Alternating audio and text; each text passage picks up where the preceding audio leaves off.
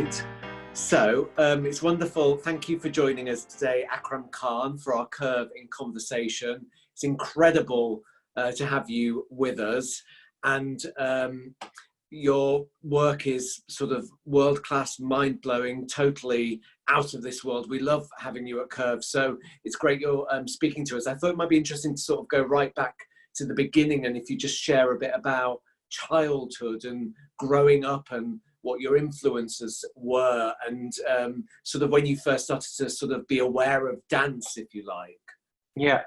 Well, firstly, it's wonderful to talk to you, Nikolai. You know, especially in this situation that we're in, artist to talk to another artist is so important right now, and to reach out to the audience. What's interesting is, for me, it feels like because of this situation, we've reached out to technology to stay connected. And I'm kind of anti-technology.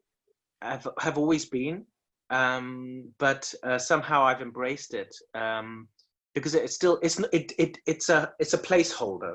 Uh-huh. It's not to replace the human connection when we're in the same space. You know, theater for me is that, and so that's, anyway. So in that respect, it's such a joy to speak to you, because you know I've just been with my wife, which is wonderful, for the last month and a bit, and my 2 kids, which is driving me nuts, I have to say. Very small. So to speak to an adult who's an artist is just... Well, I'm not sure I can profess to be an adult, but it's an honor and pleasure to talk to you and see your face. It's really, really inspiring.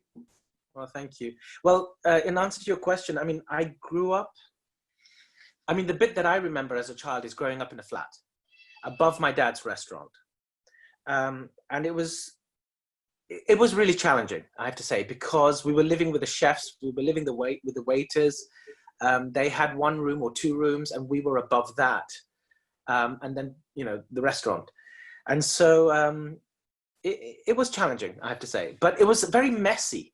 And there was something very beautiful about that messiness. You know, there was no, you know, my parents, you know, they just lived through a war. You know, the independence of Bangladesh, which was 71.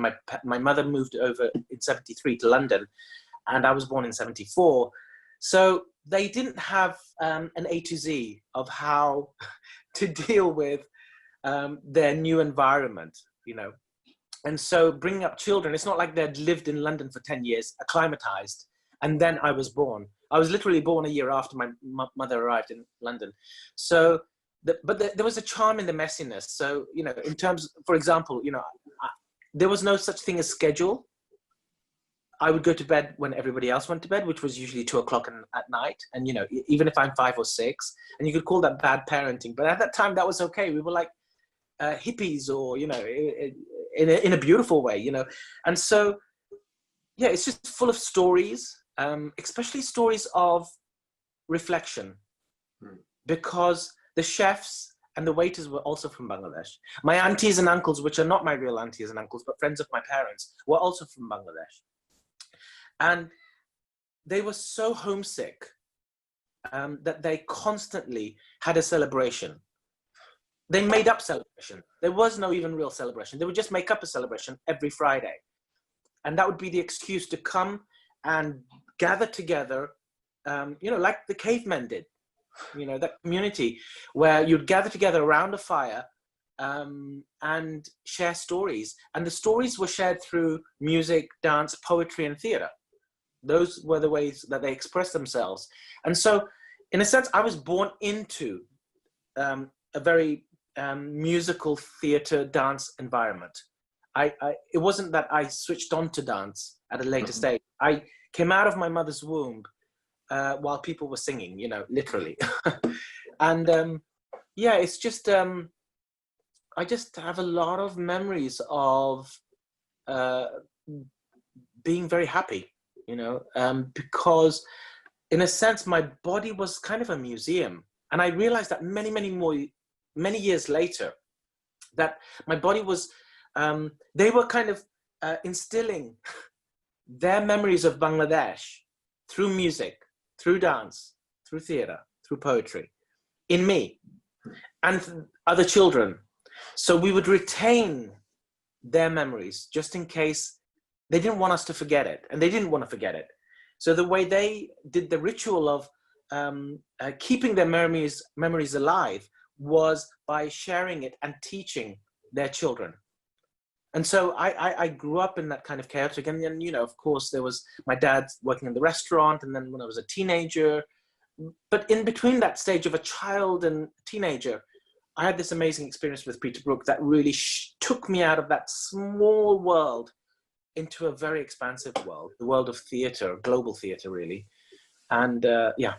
And so how did that come about then? How did you sort of make the leap into the world of theatre and dance? And obviously Peter Brook, who had quite a profound effect on your journey, how did that sort of, how did you wind up in the theatre then? I mean, I owe that to my mother, really, because we were doing all free events. So my mother said, part of the learning is in a studio or at home. The other part of the learning, equal part of the learning, is on stage, experiential. The rules on stage are different to the rules in practice in a studio. You can be an amazing classroom dancer, but it doesn't mean you're an amazing performer on stage. That relationship with an audience is very volatile. And so she would put me in these melas, you know, these huge melas. So she said, if you can win this, I hated doing it at the beginning because people were drinking or people were talking. It was in a park. You didn't have control, you know. There's not a blackout. There's no such thing as a blackout. And then the show begins. There's no silence before the show begins.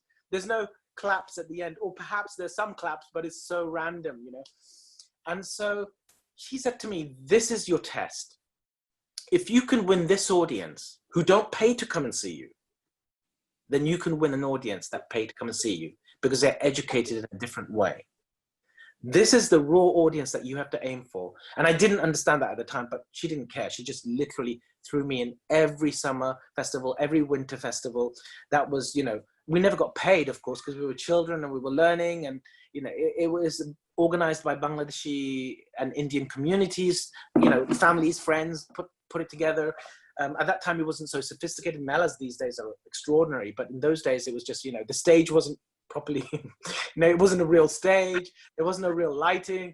Sound went off. The tape recorder went off. Sometimes you had to go back and press play, rewind play. It was embarrassing. But it was the connection, the raw connection of the audience being present that really was my education. And it's different to being in front of people you know. Like we held performances every weekend at home, but those are regular aunties and uncles that I saw every weekend. But to have an audience which was not Bangladeshi, but mixed, which you could not control, and you couldn't control the elements around you, like wind, rain. It was, it gave a confidence when you came back to a theater that you could control the environment. And I owe really that to my mother. And then, of course, my Guruji, Sri Pratap Pawar, who my mother decided that I was really getting into Michael Jackson heavily, and also Buster Keaton and Bruce Lee and Muhammad Ali and Charlie Chaplin. These were, and Fred Astaire. And these were my kind of superheroes, if you like. And she felt, hang on, where's the Asian part of it? Where's the Indian part of it, or the Bangladeshi part of it?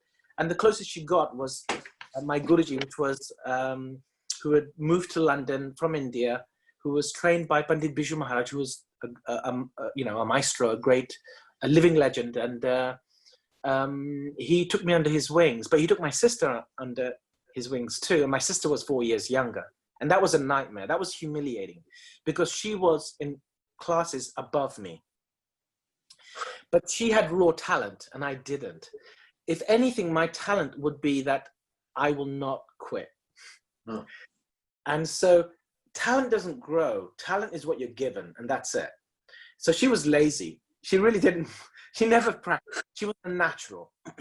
And I practiced and practiced and practiced and practiced and practiced, and eventually I overtook her. So I owe that to her. It was very competitive in a way. It was very humiliating, but competitive, because my initial aim was to beat her. Because, you know, I was 8, she was 4, and she picked up quicker than I did. And that was, I was 9, she was 5. And that was extraordinarily painful for a young kid. So, yeah, she was a great help. And then, of course, Peter Brook changed everything for me. And so how did that relationship come about, and what were those sort of formative experiences like, working under Peter Brook's sort of leadership and in those sort of iconic productions? It was very experiential. It was not intellectual, because intellectually I was too young. I was 14, you know, 13 to 15, that age. I started at 13, came out at 15 from the production. And the physical practice was what I really learned.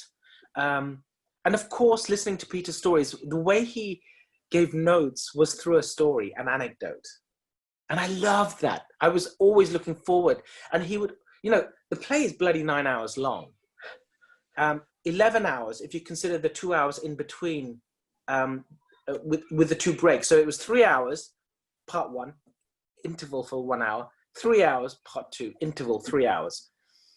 It's mammoth in its undertaking. I don't think they could ever do it again. I asked him if he would consider doing it again, and he said, we just can't do it to that scale again. The world has changed. Yeah. Which is a shame, because it really changed the audience and everyone that was involved and watching as a spectator. It really had a huge impact, I think, just in theatre generally and theatre goers. But for me, apart from his stories, which were so special, and that used to happen at the end of, can you imagine, an 11-hour run? So just about one time, he would come and he would sit down and he would share a story. And for me, it took a long time to relate the story to a note. And at that time, I was just like, bloody hell, just tell the bloody note. I've lost, you know, he tells the story in a metaphorical sense. You know, he used metaphors, but it's really like random. It feels very random for me as a child, when I was a child. So it didn't make sense. And then the next day, that story sat on me. And then when we came to the moment that he was talking about a note that he wanted to implement, I went, oh, maybe that story is connected to this note, to this point that I'm frustrated with and I'm awkward and I feel I don't know how to address it. He's suggesting he's giving pathways of how to address it and how to kind of cross that obstacle. He would never, for me, especially with me, he never spoke to me directly, in a sense that he wouldn't say, I mean, of course he would say sometimes go left, go right. And I have those moments where, I was a kid, so forgive me, but I got sick and tired of, why was I the only one that had to run up all the way upstairs, where he would sit right at the top. He would call me over. He would just signal me over. I'd come run all the way to the top, probably because I was a child.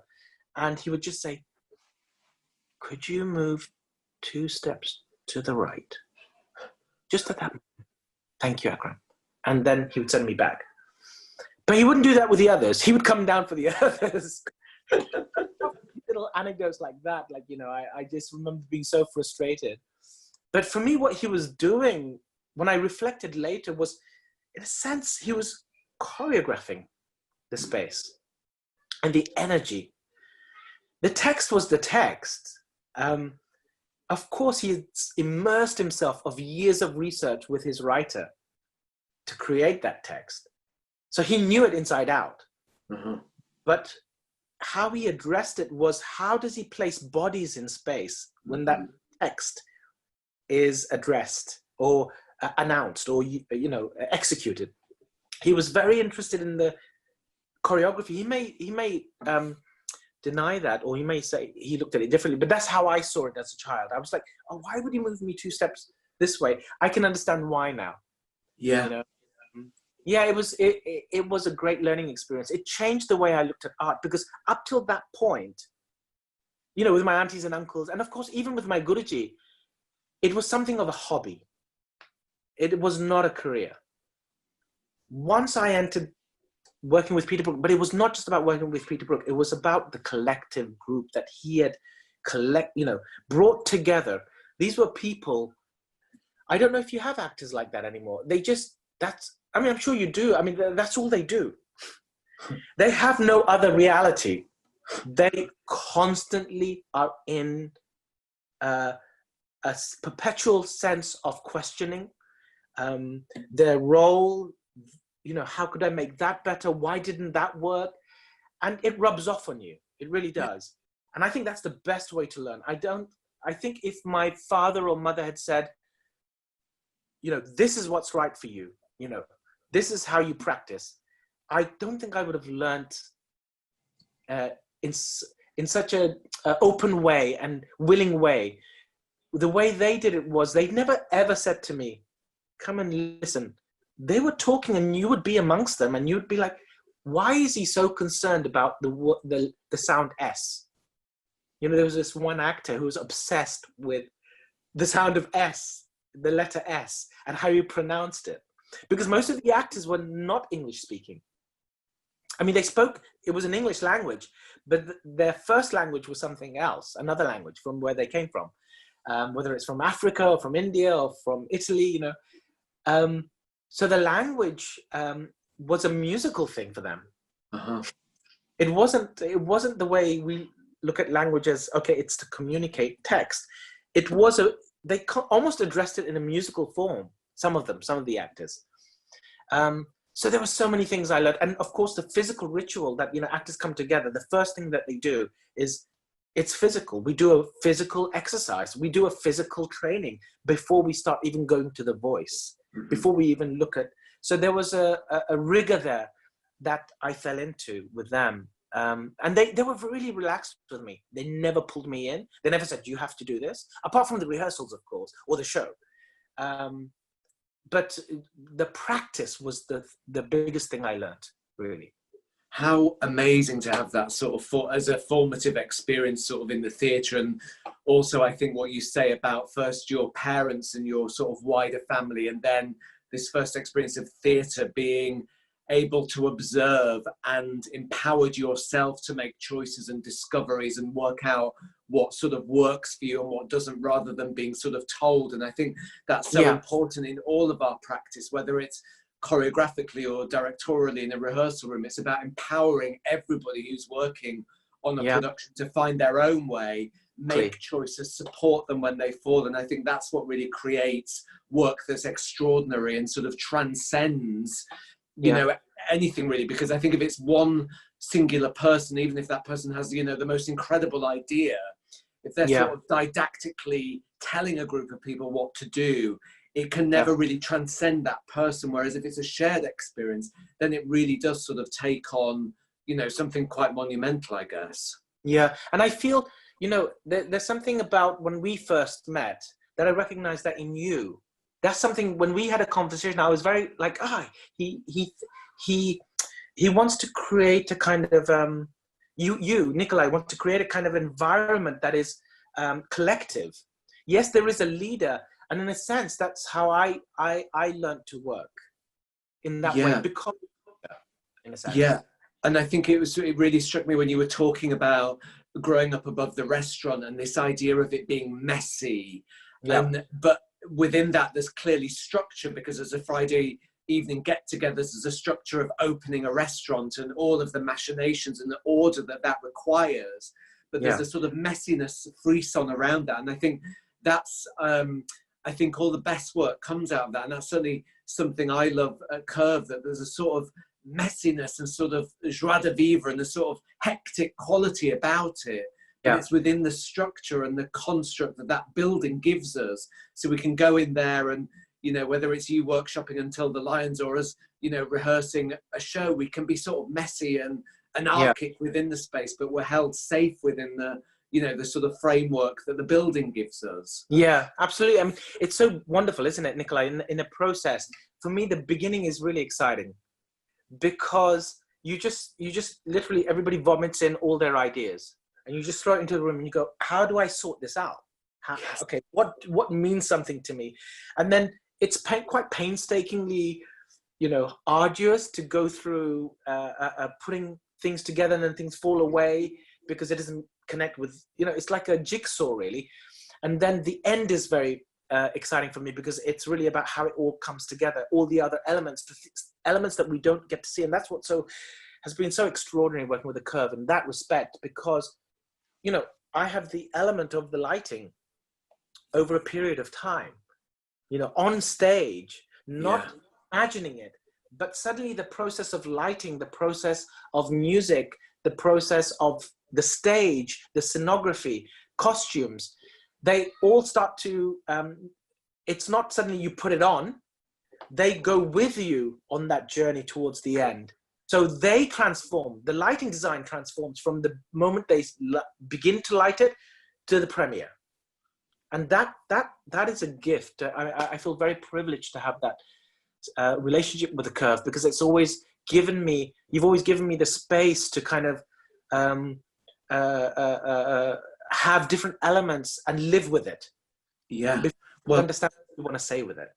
Yeah, well, it's an extraordinary process for all of us to witness and sort of share with you as we do when you come and create work there. And I think it's really interesting and right what you say about, for example, the lighting designer being able to have time, to actually create as well. It's not just about the words, it's not just about the movement, it's all of these elements come together to make a piece of theatre. And I guess in the theatre that I work in, sort of for my bread and butter, all of those elements come together during a tech rehearsal, and then you have very limited amount of time. And I think what's always sort of awe-inspiring about observing your process is that you are able to introduce those elements, right from the get-go. And I guess that's one of the differences between, sort of contemporary dance and the more sort of commercial world of musical theatre or plays. It's those sort of time scales. But I think I sometimes imagine, the kind of work we'd be able to do if, we were there,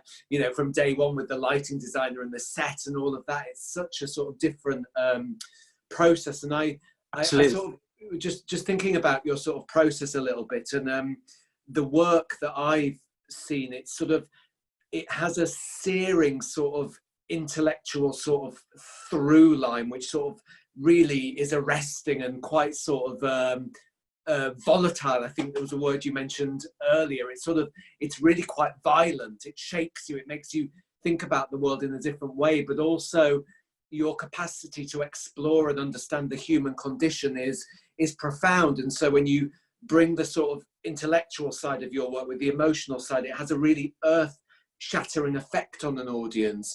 How much are you thinking about the audience when you're creating a piece of work? How much is that sort of relationship part of your thought when you're making a piece? It's a good question. I mean, the audience are very few that I think of. It's a handful of them. It's me, it's my collaborators, it's my mother, and it's my wife, Yuko. These are my audience. Those are the people I make it for. But what I try to do is I put myself in the audience and go, what is it that impacts me most? Or the pathway that impacts me most? And the work that's impacted me most, for example, like Rite of Spring by Pina Bausch, or Deviate, some of Deviate's work, is, for example, is when it hits you in the guts first. And then over a period of a week or month, or a year, it starts to rise from the gut and it starts to become cerebral. And you start to make sense of the work. Mm-hmm. If it hits me intellectually, then I always feel, if I make work that hits, which I can't, I don't think, it's not my nature to connect with an audience intellectually first. But the intellectual homework is done. Through the process. And that's with my collaborators, really. Ruth Little, Michael Hulls, Vincenzo Lamagna, Maven Ku, Kimi Nakano. I work very closely with them, where we are literally tearing apart and questioning everything. Every second, every element, every choice we make, we question. We used to have, sometimes we do this pattern where we would, if it's a cast of 3 dancers or a cast of 8 dancers, main dancers or principals, if you like, then I would make one dancer or one cast member to play the whole piece as a rehearsal. And to see if his story or her story flows. Then I'll get the second cast member on the second day to run the whole show. So even if they're going off into the wings, what are they? You are never off in the wings. Mm-hmm. It's not a connection, disconnection. I find that ability extraordinary when people can do that. They can switch it on and off. Some actors can do that for film. Film has to be like that to a certain extent. Some actors go back to their to their bus or wherever. Winnebago, yeah. And they stay in that state, method actors. But for me, what's really important is to see it from different casts' perspective. Mm-hmm. That's essential. And that's an exercise I can't often do, but the less the performers or cast, the more I can do that. And we literally question everything intellectually through the process. And then we shut off. When we watch the run and we try to experience it. And it doesn't always work because you can't just, there isn't a clear button that says, okay, switch off your mind. It doesn't work quite like that. I mean, I wish I had a switch off, turn off button, mute button for my son right now. But I can't find it. It's got to be there somewhere on his body. I can't find it. But we're not machines. We talk a lot. We spend a lot of time together.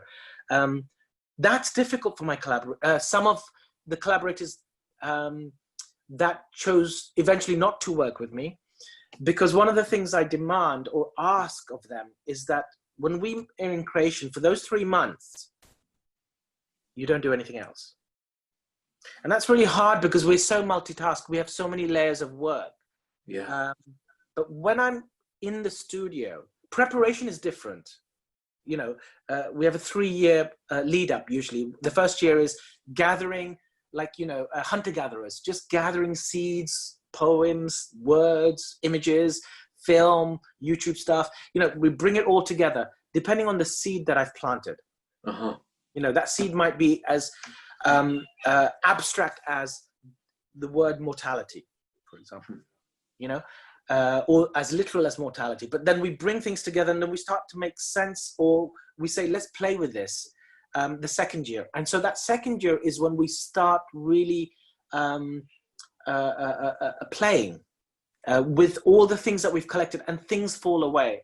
And what we realize is that if we collected 100 things, probably 6 will remain. And everything else, somehow I haven't quite understood why that happens. But but the thing is, once we're in the second year of play, that's when I go, okay, you can't do anything else.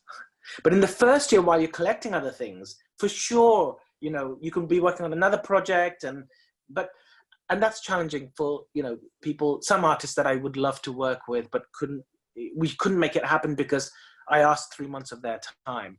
And I said, look, if I'm going to immerse myself for 3 months, if Ruth is going to immerse herself for 3 months, then why the hell you as a composer or as a lighting designer or as a scenographer or as a performer, why wouldn't you immerse yourself? We're all in it or we're not.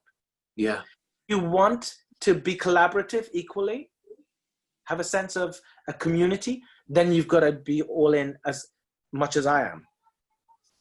Yeah, I mean, it's about people sort of being absolutely on the same page and approaching it from the sort of same, direction, I guess. And it can become messy and people could sort of look in other directions, but you've all got to be it's got to be a sort of egalitarian playing field, I guess. Yeah.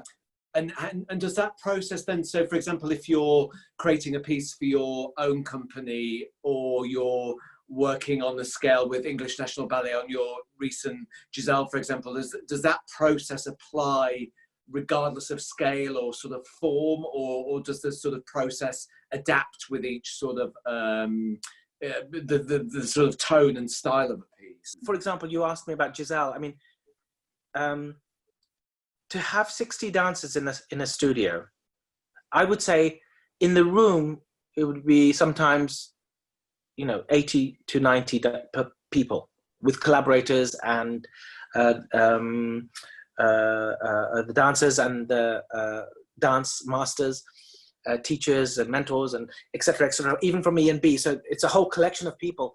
I would prepare differently. The preparation is much, much, much earlier, even before I get into a studio. So the quantity of preparation that the collaborators have to do is, depending on scale, is very different. And because, it's a different reality, because, when I work with a costume designer for 6 dancers or for a solo, you can still keep changing until close to the premiere. Of course, it's a nightmare for the costume designer, but I don't care. I literally go, I think I've just had another idea. I think we need to evolve this.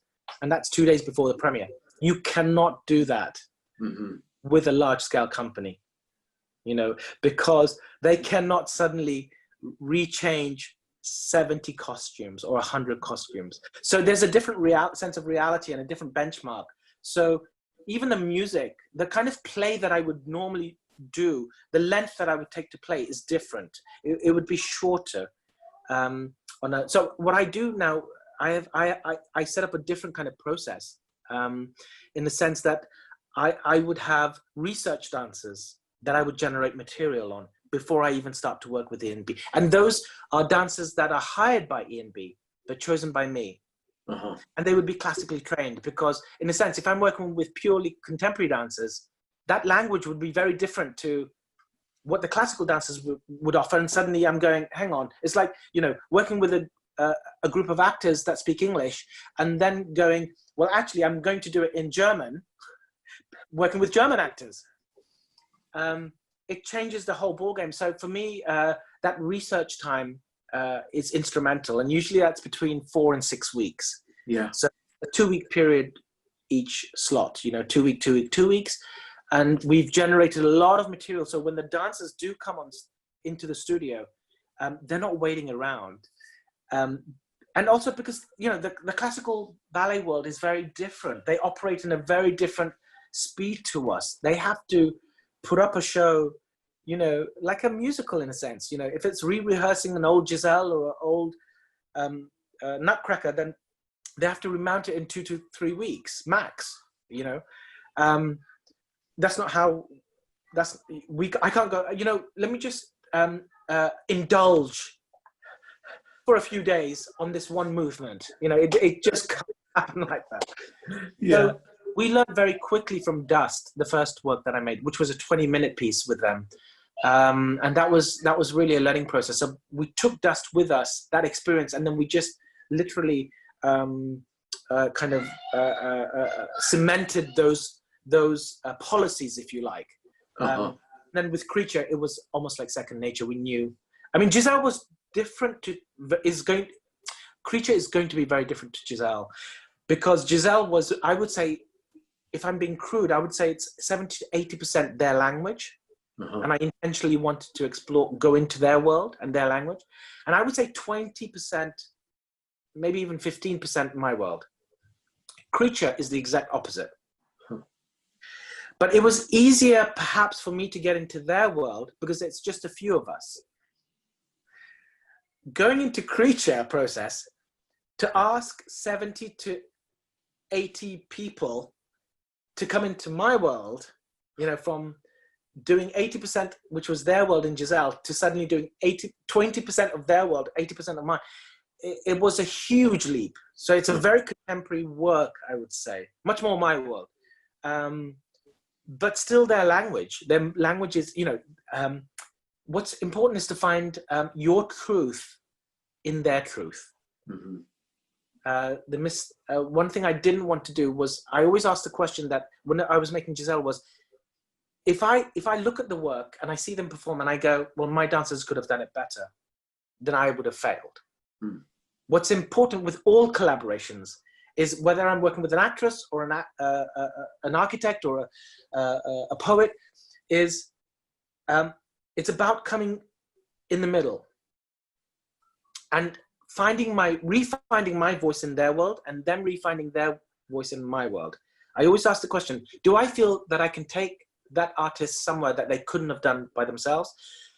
Second question, could they take me somewhere that I couldn't do by myself? And the third question is, can we take each other somewhere? And that third question has no answer until we've made the work.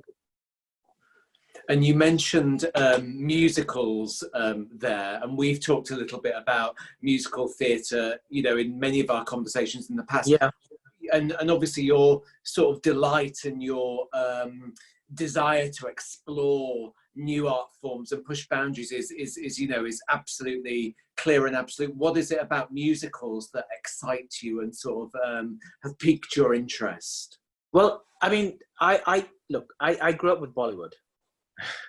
It's the biggest musical you can ever imagine. It's been going for years. I mean, the Western culture has moved on. So musicals is now separated from films, right? But in Bollywood, it's still there, you know? It's a whole musical, you know? The Bollywood film is a whole, so it's not necessarily theater musical, that's different, but the film itself is a musical that it has to break into song every few. So I grew up, that was a staple diet for me, Bollywood. And so I find musicals to be, what's interesting about musicals is that I find musicals to be reaching outwards.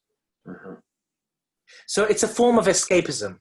Mm-hmm. It allows me to escape from what I'm doing, from where I am, from my situation, from my reality. What I do, the work that I do, is the opposite. It's reaching inwards. Mm.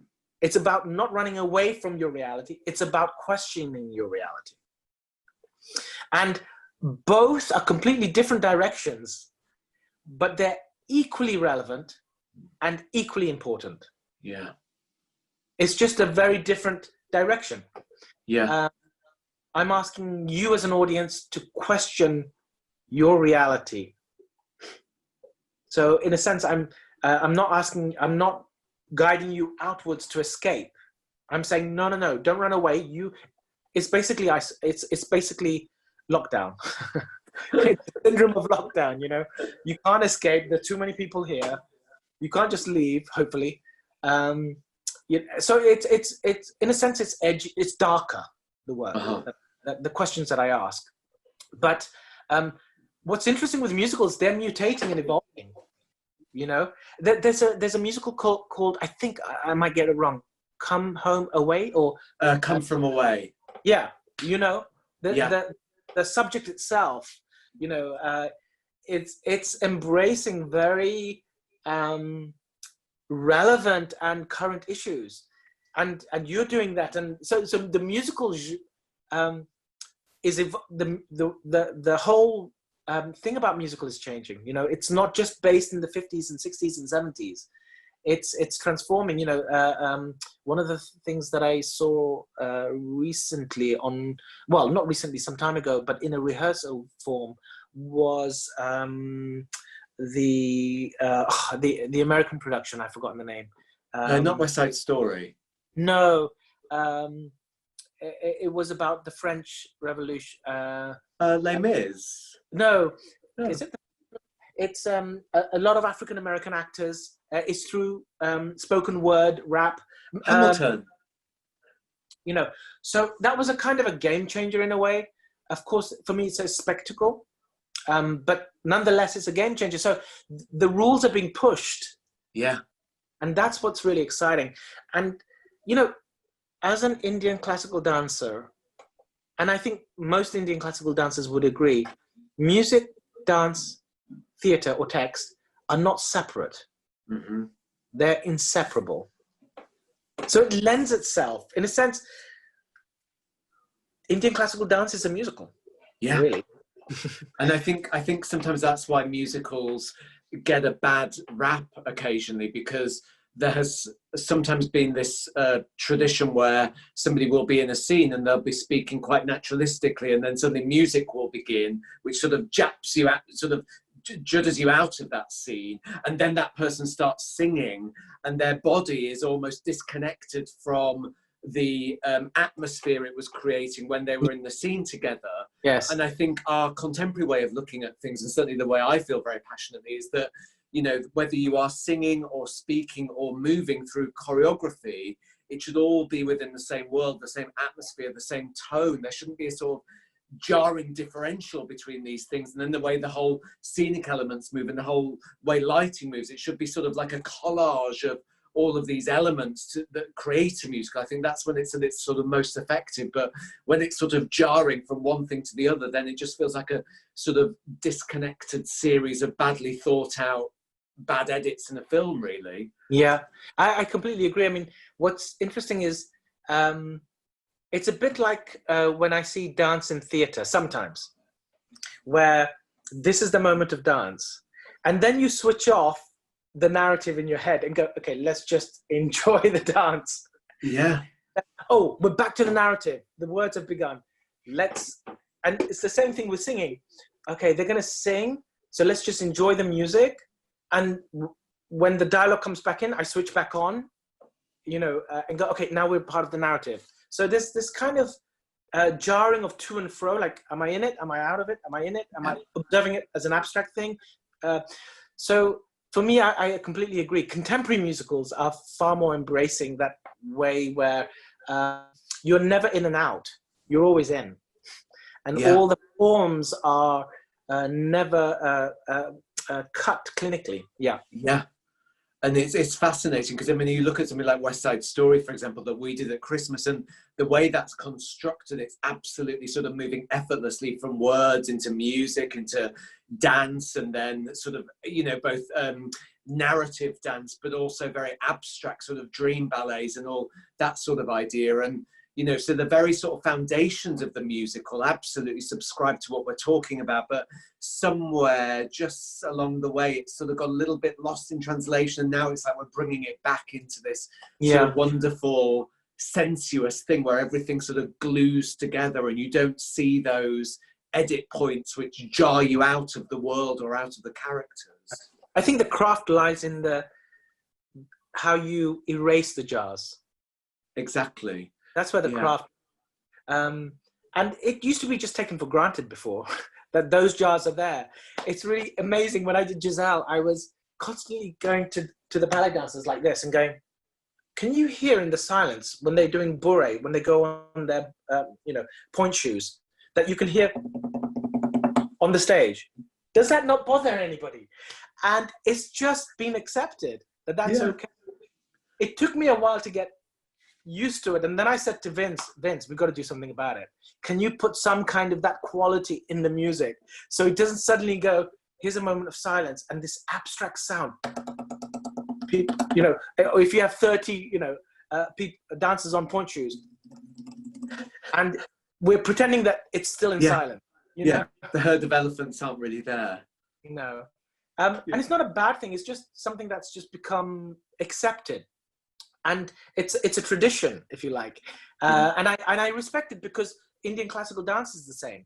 You know, as a Kathak dancer, we come on stage and because especially when it went to the West, we speak, there's this mic and we speak to the audience and we announce what raga, what time cycle, and what we're going to do before the dance has even begun. Between each item. So the amount of talking is more than the actual dancing. And I'm just like, look, if it's really profound, if you're a really profound artist, you don't have to say anything. I will get it.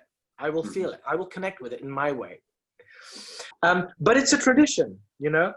Let me explain to you. So I'm going to do a time cycle of 16 beats. And then there's even mannerisms. Some of the great masters used to do where they used to move their hair, which I don't have any, but they used to do, you know, while they're on the mic.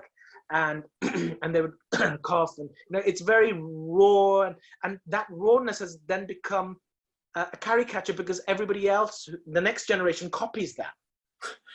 And then when I went into contemporary dance, I was like, no, let's take the kind of, let's take those edges out and strip it back to what are we saying and how are we saying it? And then find my own caricatures. Let's respond and create idiosyncrasies from the process itself, not from something that's come as a baggage and that's accepted. And it's not right or wrong. It's just a very different approach. I mean, I love when I go to some, classical concerts, which still has those ways of doing it. And I really enjoy it. But I also really enjoy work that is very streamlined, it doesn't bring the specific way of doing something that we've accepted, and questions, if anything, questions those things.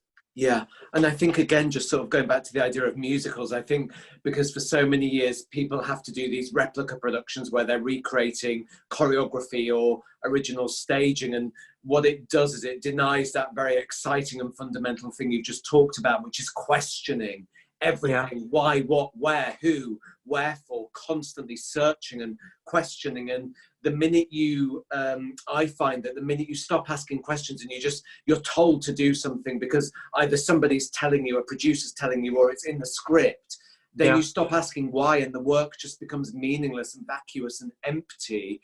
And it's when we're asking those questions and sort of liberated to, almost start with a blank page or an empty space, that's when it sort of becomes easier as well, because any sort of shackles or baggage is sort of gone, and you create the best work that way, I guess. But Nikolai, you came from theatre, right?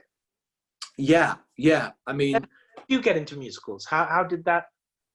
Just by going to see them. So every Saturday, my stepdad would drop me off at the local theatre, and I'd go and see a matinee. And most of the time, it was these big musicals on tour. So even though I went to Drama Centre and I went to Sheffield Crucible and worked on all these great plays, in the back of my head was this sort of dirty secret of musicals. And finally when I started directing them, I sort of realized, well, actually it doesn't need to be a dirty secret. They are this wonderful expression of life, and can be complex and can be just as rich and as detailed and as volatile and as provocative as the plays. It's just through a different sort of medium, really. And Curve's the perfect place to sort of do that. And also now, as you've described with these American musicals and the great sort of new British musicals, like everybody's talking about, Jamie, people are sort of starting to ditch the snobby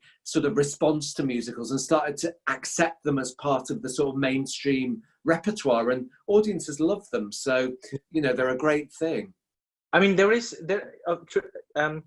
I think our generation is quite different to the previous generation, because there was this hierarchy between, serious work and musicals or pop culture. And, our generation, we grew up with both. MTV. I grew up with MTV, at the same time as learning Indian classical dance.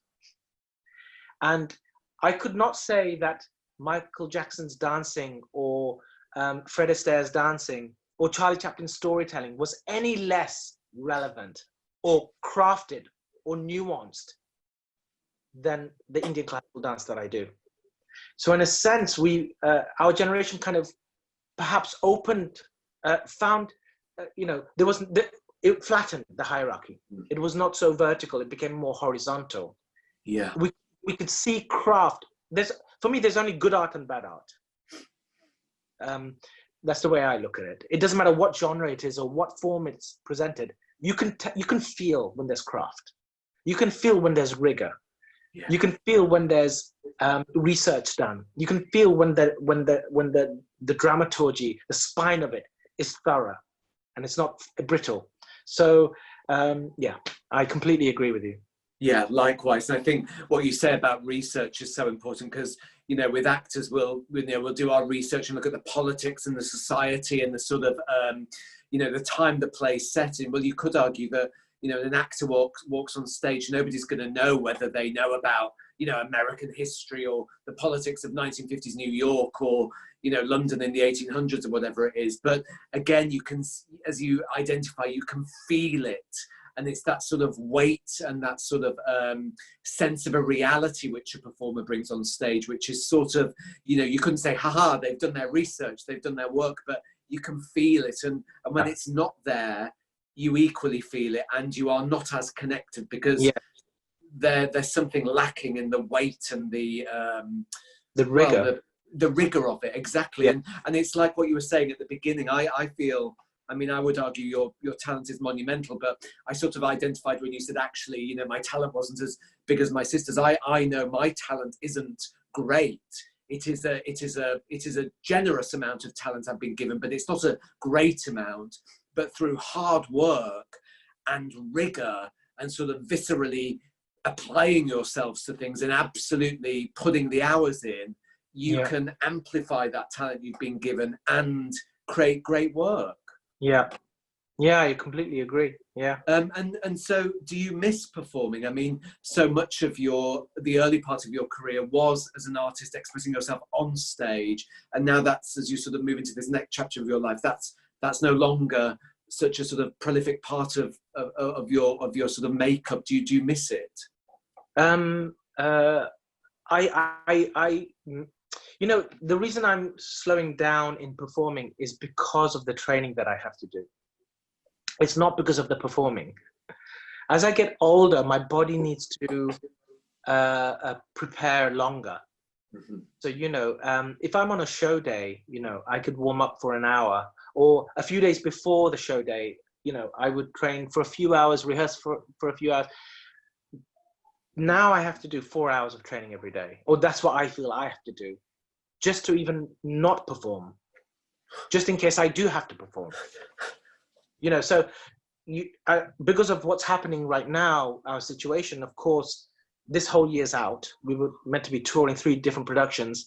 And so everything's been shifted to next year, which means I'm like, you know, I was meant to finish was meant to finish in April in India with Xenos. That was the plan. I said I would like to finish this story in India.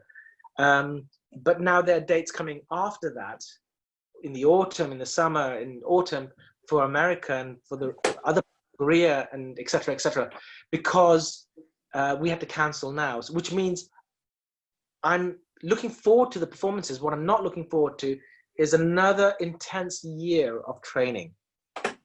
And that's before I begin my day. And I think, I don't know, Maven keeps asking me, you know, you're so self-disciplined. And I don't know where that comes from. I think it came out of fear, some sort of fear. And then I liked that fear of training, and so psychologically, in every part of me, I can't operate normally if I haven't trained yet in the morning. So I try to get my work done between 6 and 10, or 6 and 9 if it's 3 hours, and then life can begin for me. Until that, and if I don't, I start to get sick. If I give it a few days off, unless I consciously say I'm taking a few days off because my body's injured, that's different. But if I just decide to slack from that training, that ritual, I start to feel poison in my body, emotionally, psychologically, and I get very, very frustrated. So it's become a part of my everyday ritual, a necessity, if you like. And that's the bit, but I'm not looking forward to still training for 4 hours a day. I could do 1 hour if I'm not performing, just for myself, so I don't feel poisoned or something. But that's the bit that I don't like, but I love being on stage. I love the sense that everyone's energy, you know, 1,500 people with you, and that everyone's energy is focused on this one space. And it's so heightened that it suspends time. It kind of, it holds time in a very sacred space. And I think that's something that technology or media cannot necessarily do in the same way what a theater can do. And that's why it's so vital for us to not forget that theater is an ancient tradition. Ancient tradition. Even hunter-gatherers, they were sharing stories around a fire, but they were still performing. for an audience, for their community. And so, you know, the stage, the theater is absolutely a DNA, part of the DNA of what it means to the question of what it means to be human, and to explore that question. You know, we're all going to be affected. I'm sure all theaters are every theater is going to be affected. Of course, when I say we're all going to be affected, it's the first time in our history that I've experienced, or that we've experienced, where the entire world is experiencing the same thing, but to different degrees. I'm not going to be unrealistic. I'm not going to be dishonest. I'm in a very privileged situation. I still have a place to live with my family. I have heat. I have food. I have a place to practice in the back garden, in the studio. You know, I'm very privileged. But still, we are all under lockdown. Mm-hmm. And it's a global shared experience. When something catastrophic happens in one part of the world, it kind of diffuses through the media, and it reaches you, and it becomes an information thing. Numbers, statistics, 300 people died. You were not there to experience it.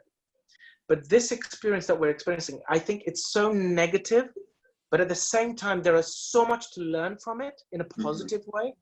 I think nature has really brought us to our knees. But I do feel, because we stopped listening. We really stopped listening. And, you know, it's that thing of running away from yourself, asking the deeper questions. My daughter does that to me. She's 7. She keeps asking me, Papa, why do you have a diesel car? You know, take the train. Until then, I was taking the Uber because I could do a lot of my work in the Uber. And now I've started to take the train. I mean, well, before lockdown, before COVID-19. But I started to take it because my daughter was asking me those questions. And so, in a way, I was running away from what is my duty as a species, as one person to the whole. And we feel that we were separated. But what happens, I always said, what happens on one part of the world will eventually come around.